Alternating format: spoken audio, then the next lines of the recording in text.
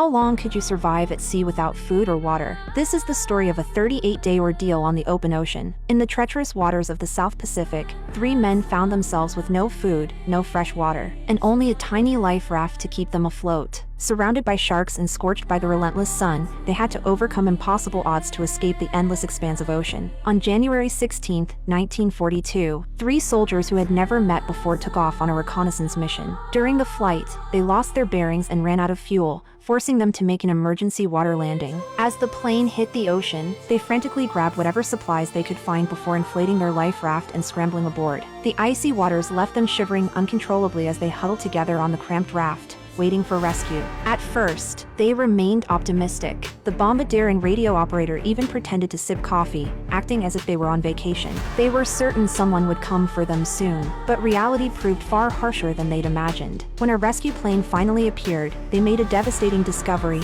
They had no flares or anything that could signal their position. Against the vast ocean, they were impossibly small. Despite shouting desperately, they could only watch helplessly as the rescue plane flew away. Their only hope vanished with it. The pilot gravely told the 2 younger men there would be no more rescue attempts. From now on, it was them against the sea, and this battle would be a grueling test of endurance. The pilot took command of their situation. They emptied their pockets, finding only some knives and rope. They had pitifully few useful items. No food or water, no maps, not even oars to paddle with. To lighten the raft's load, the pilot ordered them to throw away their shoes. The men reluctantly tossed their boots into the sea, though the pilot quietly kept his own tucked in a corner. He explained that if they reached land, at least one of them should have shoes to go for help.